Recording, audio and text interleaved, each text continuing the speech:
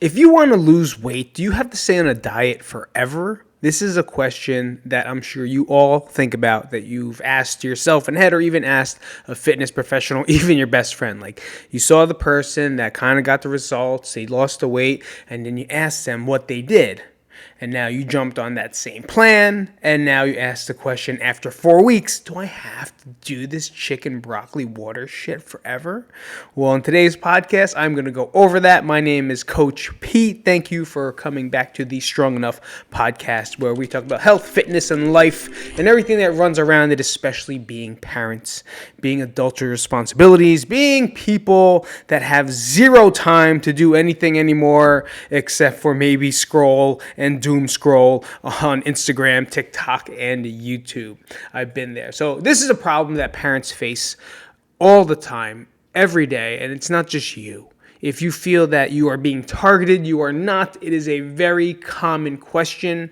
No carbs, no sugar, no wine, no fun, right? That's the way I always look at it, because when you think of life, we don't think of it being always having to be restrictive, always not having sugar or not having a carb. Like, I can't have this and have to explain yourself. Worst thing in the world is going to a restaurant and I have allergies, so I have to do this all the time.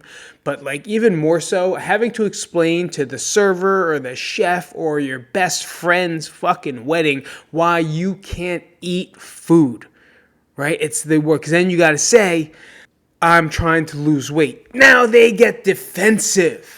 Right? They're like, oh, well, I didn't know. Then why are you trying to? Well, then you can have, and they start suggesting things when it's like, you know what? I actually didn't want to even bring it up. I didn't want to make it a thing. I just wanted to say, this is what I'm eating and that's it. But when you tell someone that you're trying to lose weight or you're on a diet, it opens up this whole different world where they feel bad. Right? They feel like they're not enough now. They feel like, wait a minute, who's this person? Why are they on it and I'm not yet? And it creates guilt on both sides. Right? First off, being in that situation sucks. So I'm sorry if you've been there, if you had to do it, but being in that situation on its own is not fun. On the other hand, by you living that way with the whole no carb, that's why I don't like keto and I don't like carnivore. And they are great diets and tools that you can use to help reach a goal. But I'm going to get back to the goal thing in a second. I wrote a note for that. It's right here, and I'll make sure I get back to it. Guilt sets in when we restrict everything, right? When you restrict carbs, when you restrict drinking, when you restrict sugar, right? We demonize these items when they're just things that have been pushed in our face, or we've lived on them for our whole life, and now we're just going to take them away and never eat them again. Yeah, I guess you can if you're a psychopath, right? Like, I used to live like that forever. I'll tell you right now, me and my brothers had a conversation. We didn't even know what mayo tasted like. Right? We didn't eat mayonnaise because in the bodybuilding world, it's a fat, and we weren't allowed to eat fat, so we would just eat chicken breast and tuna. I never even put fucking mayo on my tuna. That's psychopathic. And then if I did, I felt so guilty doing it. And that's the problem, right? By us restricting and not allowing ourselves some leniency inside a plan, it becomes like a forbidden thing, and you have to hide it, or you just feel like you have to work it off, or you just feel you shouldn't feel bad eating anything, honestly. If you overindulge and that's just the way you were, yeah, you're going to. I still feel bad, right? If I'm going to eat a lot, I have to talk myself off the ledge. I am a person coming off. I'm a recovering AD, so I do have ED. I do have eating disorders, right? Bulimic. What's the other one? Anorexic, bigorexia, whatever you want to label it. I am fucked up in the head, and I teach people how to avoid that or live and work with them. Right? I don't teach them. I'm not a therapist, so I'm not going to teach them how to get out of it, but I do understand food patterns. I do understand habits and probably what's the best thing for them, for their goal, right? And I just did a podcast with my friends. It's called Men Who Found Out. It's also on Apple, Spotify, that we talk about whatever. So there's no script to it, but for the most part, we do talk about marketing, fitness, and business. At the end of the day, really mainly crazy things in life. But they talked about a strength coach named Dan John, and Dan John's motto or biggest quote is, as long as the goal remains the goal. And that's it. So whenever we talk about training or protocol, in terms of training, like what's the best thing for your client to reach that goal? So does it matter? So we're talking about like, would Michael Jordan have a different training regimen now than he did back in the 80s and 90s to win 7 championships instead of 6, right? And that's where this quote came up, is as long as the goal remains the goal. So it didn't matter what he did on the outside. He was a phenom. He's the best probably athlete all around, arguably for some people.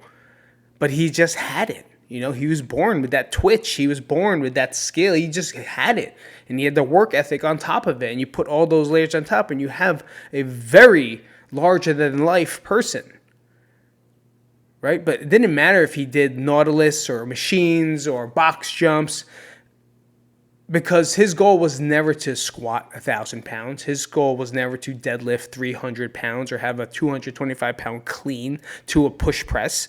No, his goal was to win championships. So it doesn't really matter as long as the goal remains the goal. And that's what you got to think about when it comes time to eat or have family events, right? This is the hardest part of dieting, which is why most people start over every Monday, is because they restrict themselves so much from Monday to Thursday, or even Monday to Thursday, or even Monday to Friday, and then they blow it all out of proportion on Saturdays and Sundays, case included. Done it many, many times. That's a Tamagotchi, you guys. My Tamagotchi is calling me, just in case you hear that in the background. Yes, I still have a Tamagotchi. I'm just kidding. It's my daughter's. I make sure I take care of her during the day. But we do restrict ourselves to the point, that we go all in, right, on the weekends. Like, we don't do this. We save it. And all you're doing is just, like, making this empty hole.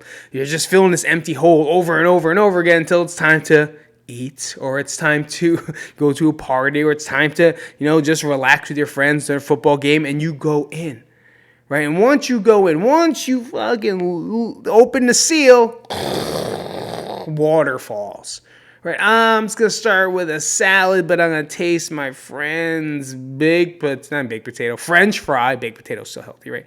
French fry, crank. Who eats one French fry? Who? Serial killers. That's who.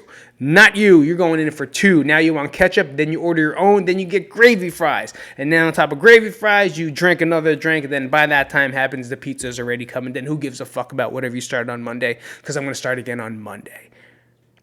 Right? We put ourselves into these situations because that's the issue.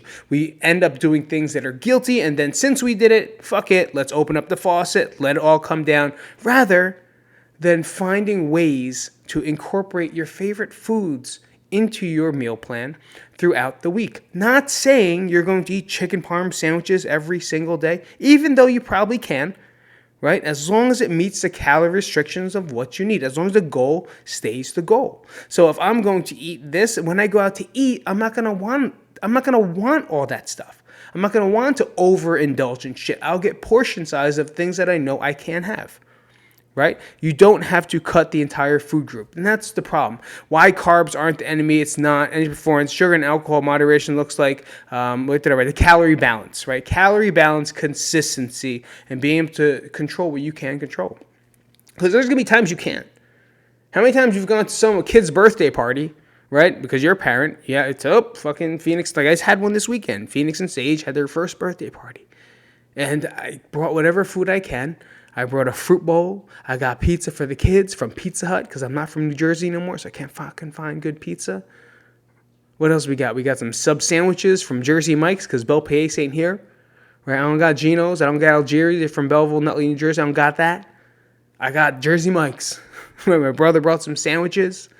And then I got lumpia because that's the greatest matchmaker for Caucasians to Filipinos is lumpia and pancit because it's because I want to be a little bit more vegetarian conscious to people. And then I had the fruit bowl, right? So everyone had a different option, but if you weren't, like, I couldn't eat any of that stuff because of allergies. I can't imagine someone that's trying to like lose weight, like my wife, right? She's been on track for almost a year now, about 9 months now. And it's fucking doing great, but she's like strict, regimented into it. Doesn't even like let herself slip even like a percentage. But she's in that phase because her goal is her goal right now, and that's what she wants. But for me, I just had the fruit, right? And then I ended up having a sandwich.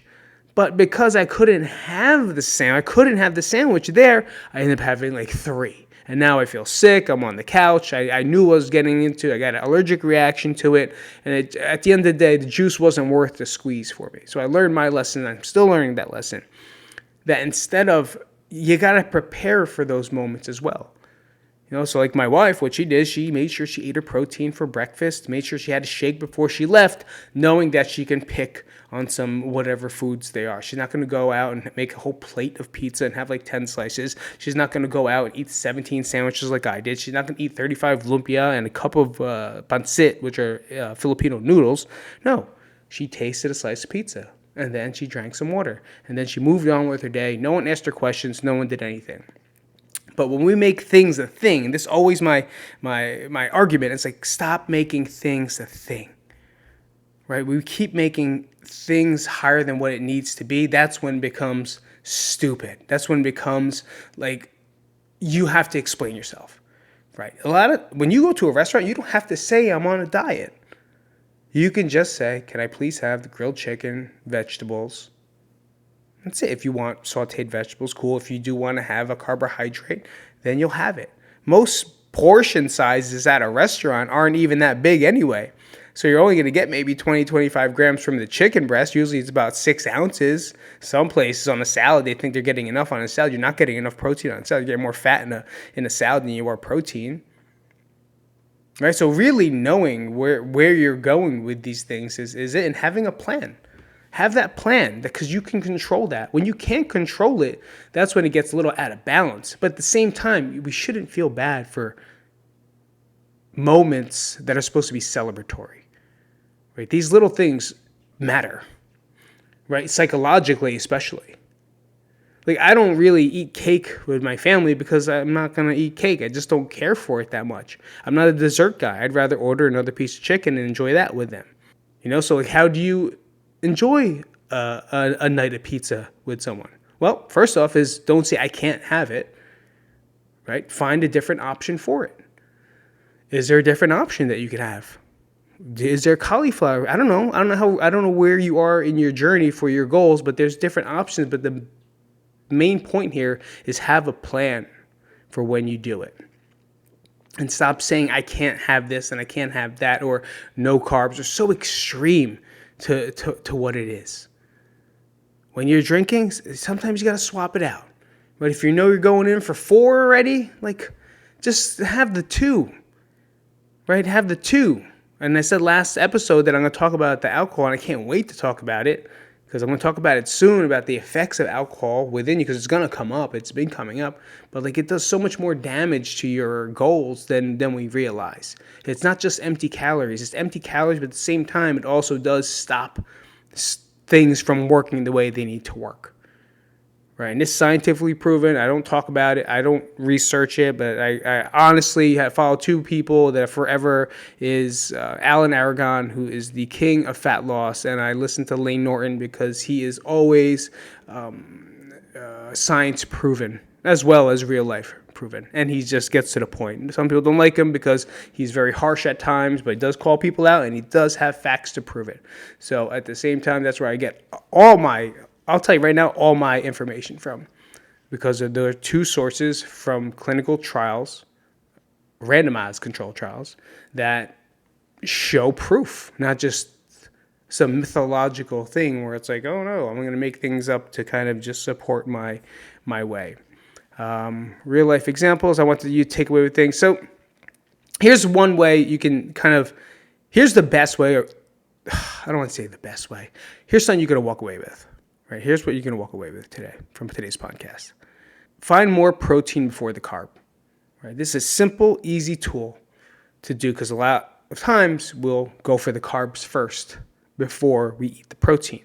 And then by the time you get to the protein, you're a little too full, or don't want to have it anymore because it's a very satiating, which means you get full faster, item or food group. So I eat the protein first because protein is number 1. Got to get in. All the research, unless you have some type of a kidney issue or some type of other issues that we don't know, right? Everyone's subjective, but for everything, living down that weight loss, fat loss, healthy lifestyle, eat your protein first. Find everything afterwards, because it's going to satiate you. It's going to control your appetite. It's going to control your hunger, right? Set alcohol boundaries. What's alcohol boundaries? Which means you have to know what you're going into. Are you going to a party that you know everyone's going to be raging out? Do you want to be part of that party, right? And if you do, in accordance to your goals and how important they are, how much are you going to drink that day? Are you going to have one glass of wine? You're going to have this, or are you going to have shots and you're going to have beer? Like, where is it that you are? You got to kind of set the boundaries for the situation. You're going to a party, you're going to dinner, a work dinner. You know you can't not drink at a work dinner. Sometimes things happen, sometimes they don't. At the end of the day, you still have the next day to do something about it. Not work it off. Don't drink the next day, right? Don't do two things. Don't do a thing 2 days in a row, because we can't help it. But the one thing is, don't walk away with guilt from having whatever it is. Don't do it 2 days in a row. And if you don't do it the next day, it'll build momentum into the next. But if you're a person that says, oh, fuck, I fucked up on Friday, I'm just going to drink Saturday, Sunday, and I'll start prepping again on Monday. And that's the same cycle, right? The death cycle. It always happens. It always happens. Last one, plan treats ahead of time. If you're going to have a treat because you are in menopause, or you have your period, or we call it Shark Week, or you had a rough day, or you know you're going to have a tough meeting or a long day, and at that long day, sometimes a glass of wine or a drink, you have to socialize with your friends, cool. Where are the parameters? Prepare for it. Know what you're going to have. Don't go to the bar and be like, oh, what is it I'm going to have one. Let me get a beer first, and then I'll tell you after. You know what I mean? Like, you end up having two versus just the one that you might have just wanted. So have that plan. Be prepared for everything that you can get. If you ever want to talk, just let me know. You know where to find me. I'm on Instagram, fucking TikTok, YouTube. I'm everywhere, right? I'm a social media whore that does things so people can reach me and I can just give you a little bit of help. Because that's always my goal, man. It's just to help you. And I can help you by giving you two things. You go to crankstrong.com, KRNKSTRONG.com. I think I'm going to definitely find something that's strongenough.com, but someone has it, so I'll figure that out. But you can go to notimetoworkout.com, where I talk about workout obstacles, things that get in people's way mentally, physically, emotionally, and I give you my workout plan for 10 minutes a day just to start. If you have any questions, you could always just reach me out. If you're ever working with me, just please let me know. The door is always open. And I encourage you guys to, follow the channel or follow the podcast. And I do appreciate you guys coming out this week to the Strong Enough podcast. My name is Coach Pete, and I'll see you next week. What are we going to talk about next week? How to find time to work out with kids and a full job. Ooh, that's gonna be a zinger right there. How to find time to work out with kids and a full job. If that kind of sounds like you now, before wait next week, go to notimetoworkout.com. and you can check out some of the resources I have for you there. All right, I'll see you guys later. I'm 4 minutes over my time. Have a great day.